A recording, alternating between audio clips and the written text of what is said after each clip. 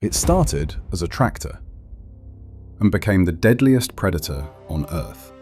Today we track the complete evolution of American armor across every single era.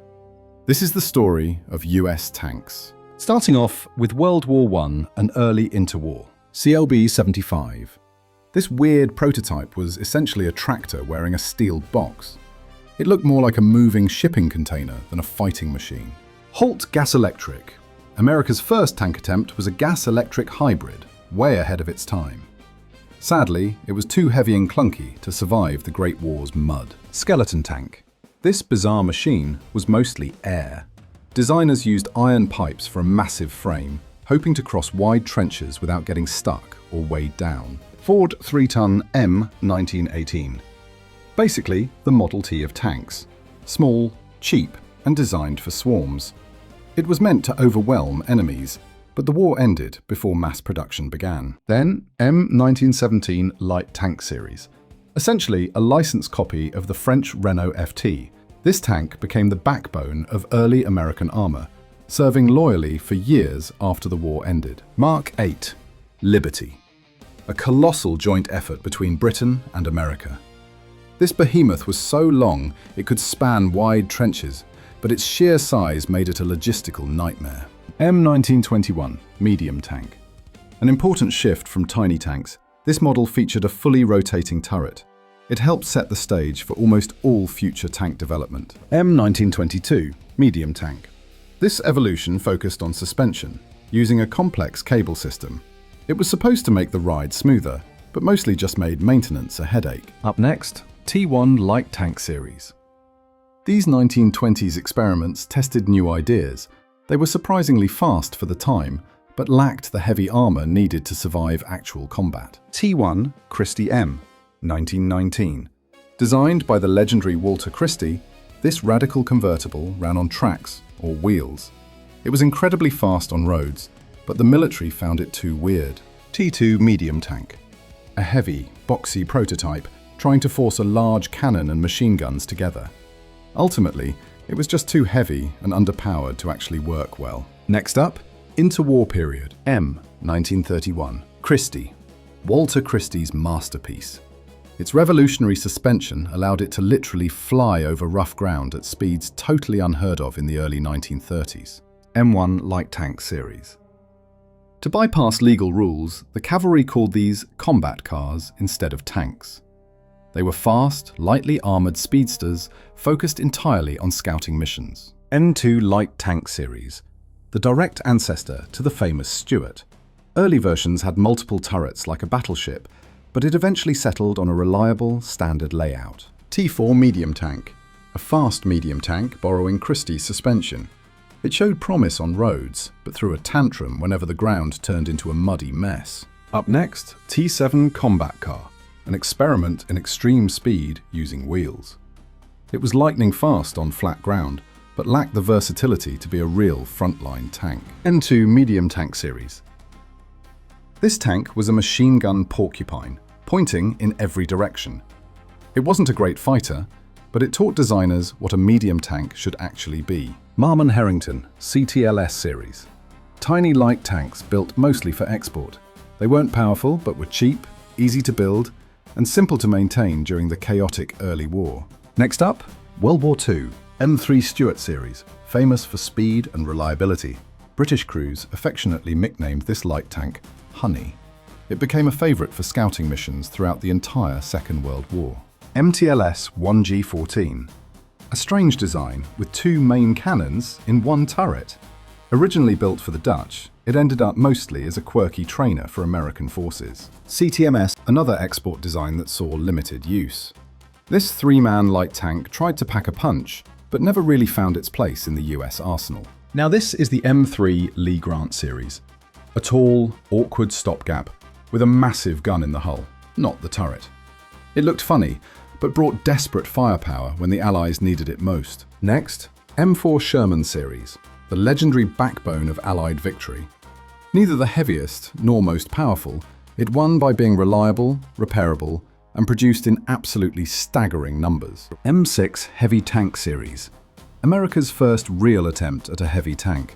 It was massive and well armed, but sadly too fat for most bridges to actually handle. T7 Light, M7 Medium series. Started as a light tank but ate too much and became a medium. It couldn't compete with the Sherman, so the project was cancelled. T20, T22, T23 Medium series. Experimental replacements for the Sherman. Featuring lower profiles and fancy transmissions, they paved the way for the next generation of American armour. Then, M5 Stuart series, an upgrade to early light tanks with twin Cadillac engines. Exceptionally fast, it stayed useful long after heavier armour outclassed it. Then, M22 Locust. This tiny tank could be carried in a glider.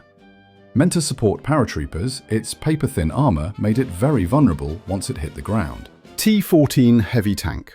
A joint British project to create a heavily armoured assault tank. Only a few prototypes were built before everyone decided mobility was more important. M24 Chaffee. A huge leap forward. With a powerful 75mm gun and silky smooth suspension, the Chaffee was a highly effective scout and fighter. M26 Pershing series.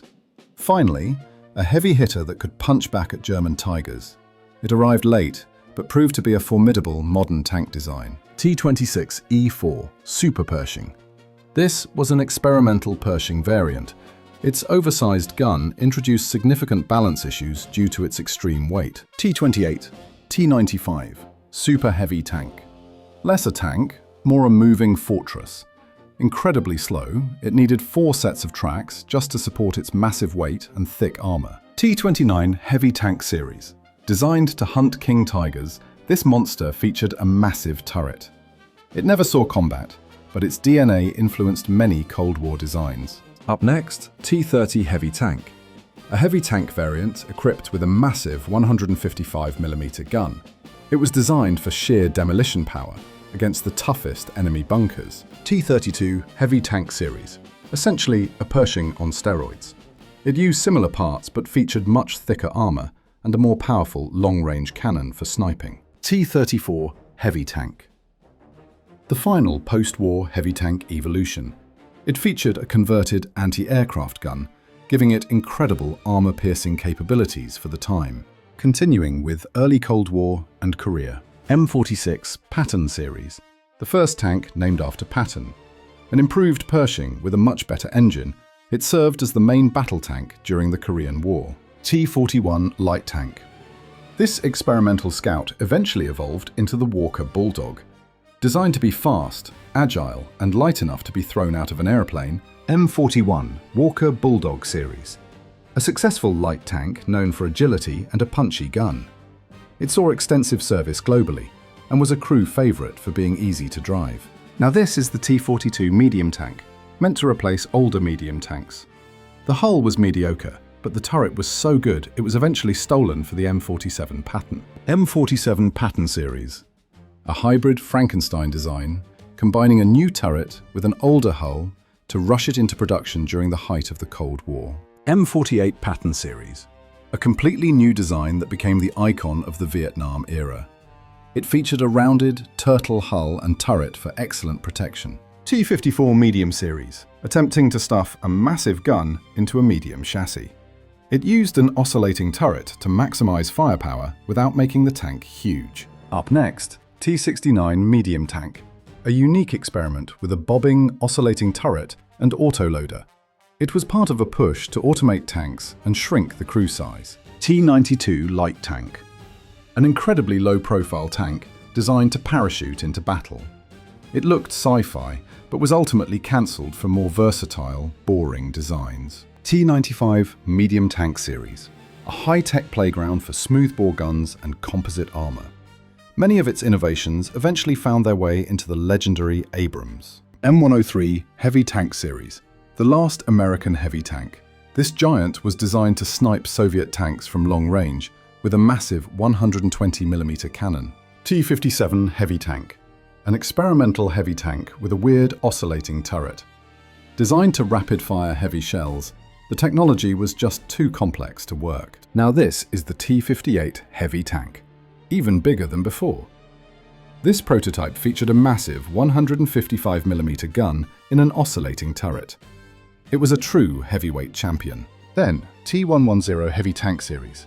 Design studies meant to squeeze a heavy tank into a small package to fit through tunnels. An ambitious, claustrophobic engineering challenge. Now let's look at late Cold War and Vietnam. M60 Patton Series, the Cold War workhorse. The first true US main battle tank, it served for decades, seeing countless upgrades over its very long life. M551 Sheridan Series, a light, air-droppable tank firing shells and missiles. Made of aluminium to save weight, it was basically a soda can with a gun. MBT-70, a sci-fi joint project between the US and Germany. Packed with futuristic gadgets, it sadly became too expensive and complex to build. XM-803, a budget version of the ambitious MBT-70. It tried to keep the cool features while making it practical for mass production. M60A2 Starship, nicknamed the Starship for its futuristic design. This M60 variant featured a massive 152mm gun launcher that could fire both shells and missiles, but the complex system proved unreliable in the field. Now this is the M1 Abrams series, the tank that redefined warfare. With a jet turbine engine and incredible armor, it set a new standard for speed and lethality. RDF-LT, a rapid deployment light tank designed for air travel. It featured a high-velocity gun and a tiny profile to stay hidden while scouting. HIMAG, an experimental high-mobility vehicle testing advanced suspension. It was more of a science laboratory on wheels than an actual combat tank. Expeditionary Tank, designed for the Marines. It featured a ghost turret and a powerful gun, focusing on being light enough for quick transport. Stingray Light Tank Series, a private venture that found export success. It offered main battle tank firepower on a much lighter, sportier, mobile chassis. M1A1 Abrams Series, the big upgrade giving Abrams its famous 120mm smoothbore gun. This version became a Gulf War icon for its total battlefield dominance. Finally, we have modern and current M1A2 Abrams Series, bringing the Abrams into the digital age. This version added advanced sensors, thermal sights, and better internet for the battlefield. M8 Armored Gun System Series, intended to replace the Sheridan, featuring modular armor you could bolt on. Sadly, it was a victim of post-Cold War budget cuts. LAV-105, attempting to strap a powerful tank gun onto a wheeled vehicle. Designed for speed, it unfortunately never moved past the prototype stage. Now this is the Abrams TTB, an experiment placing the crew deep in the hull for safety. The turret was totally unmanned and operated remotely like a video game. M1 CATTB, a massive testbed for future tech. It featured a gargantuan 140mm gun, meant to stay ahead of any evolving threats. XM-1202 Mounted Combat System, part of the Future Combat Systems. It was meant to be a lightweight, highly networked smart tank, deployable anywhere in the world. Next, Griffin II, a modern light tank combining Abrams power with a lighter chassis. It serves as the foundation for the new mobile protected firepower. M10 Booker Series, the newest US Arsenal edition. It provides heavy fire support for infantry, finally filling a mobility gap that existed for decades. Up next, Abrams X, a sci-fi demonstrator with a hybrid electric engine and unmanned turret. It is much lighter and saves gas compared to standard models. M1E3 Abrams Series, the next major leap. It focuses on losing weight and improving survivability against modern threats like drones and missiles.